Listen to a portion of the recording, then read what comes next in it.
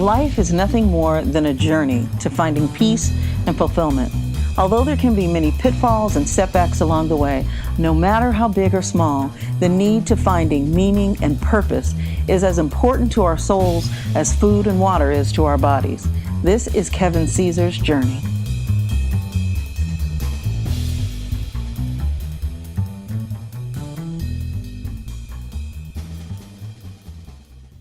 After I finish this poem, I'm sure that you can see that this poem is not about you, this poem is about me. God knew He was doing and had His plans laid. Do you know that it's written that I'm fearfully and wonderfully made? I hit rock bottom, I had my ups and downs. Once I put my trust in God, He turned my life around. I know I made mistakes and I blame no one else. Even though it took some time, I learned to love myself. I don't have everything I want, but I have everything I need.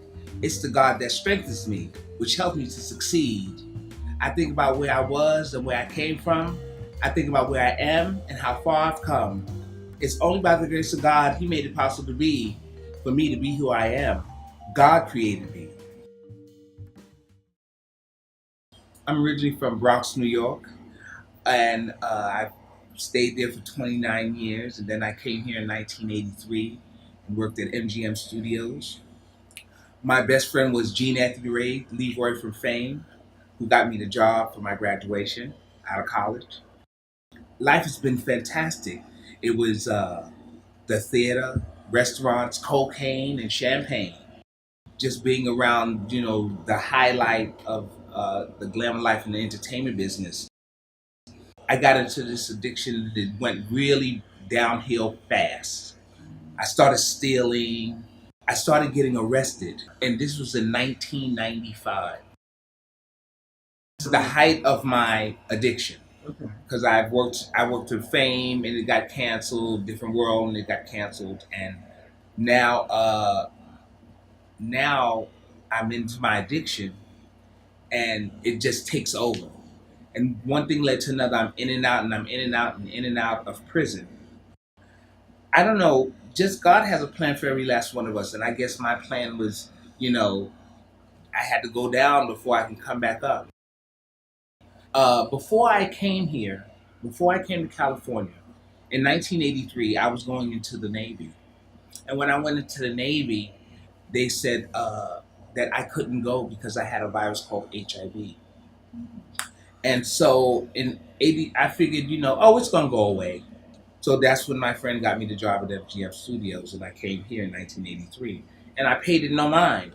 In 1994, when I was in prison, they told me I had a virus called HIV. And I remembered 11 years ago, they told me I had the same thing. So I'm not knowing, now that I know in 1994, I know that HIV turns into AIDS. So I lose it. God gives me this poem. We've all felt happy, we've all felt down, until one day we're given news that turns our life around. When they told me the news, I said, how could this be? They told me I had a virus called HIV. I didn't know what to do, and I was depressed for a while. I decided to say and do nothing, and I went into denial. But I opened my eyes because now I can see that I don't live with the virus. The virus lives with me. I thank God every day and get plenty of rest. I eat right and stay healthy, and I definitely don't stress. I take my medication, I have no fear. I have a whole life ahead of me. You have no idea. This virus is a prejudice, and what I speak is true. Unsafe sex and using the same needle, it can happen to you too. I thank you for your acceptance because I'm proud to be me. I'm only human living with HIV.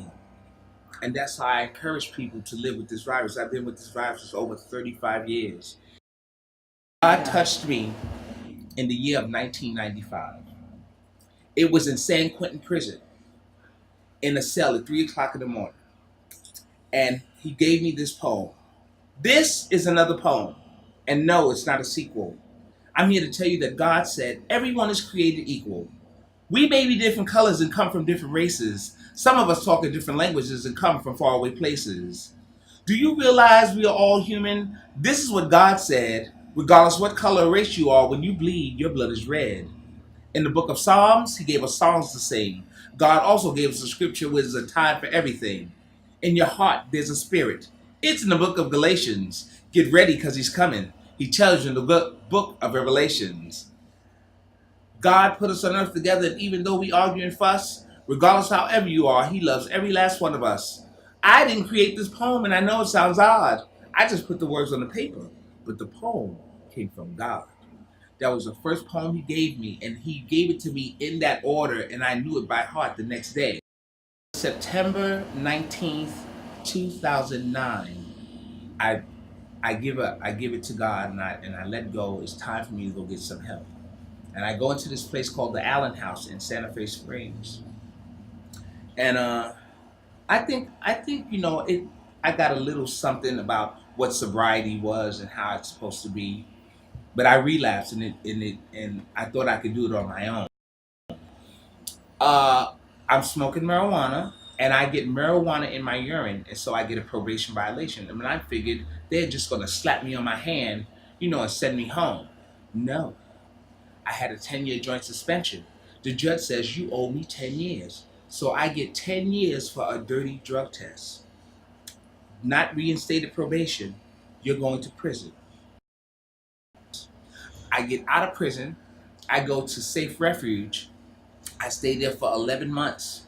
In this apartment that I'm sitting right now, God gave me this apartment in April. I didn't move until August. His timing of me saving the money that I had to save in order to furnish my apartment. But I stayed in sobriety, and I stayed with a sponsor, and I stayed going to meetings, and I just inspired other people with the poetry that God has given me, and as far as making a change. And that's what I do today. I trust him with everything, my whole being. I do my little minute prayers and grace travels, and God, I'm walking out the house, look over me. Those are the kind of things that I had never done before, but I'm a changed person now. God has transformed my mind. I'm sitting in an apartment that's one corner away from the beach. And I was in prison a year and 7 months ago. I am now the manager of this building and the one next door to me. You cannot tell me that's not God. I was a convict, it used to be. But here I am, a manager of a building now, downtown near the beach, and I'm loving life now. God is so great. And I'm ecstatic about, what's the future is gonna hold, because I got this man on my side, and he's never let me go. He's always been there for me. He saved me. And I could tell you for sure that I couldn't have done it without him. I can't, and I realized that I can't do anything without him. And so I praise his name in the name. And it's just amazing how people get touched by the words that God has given me. And it's not of me. It has to be of God, for the simple fact of the way I see these people respond to the words that I do. And especially on Sunday, and I get through your mouth, Caesar, I needed to hear that at that moment. I needed that, Caesar. And I'm just so grateful that God has given me this gift of poetry in order to make somebody else feel better, because it surely made me feel fantastic. I'm so grateful today of being the person who I am today.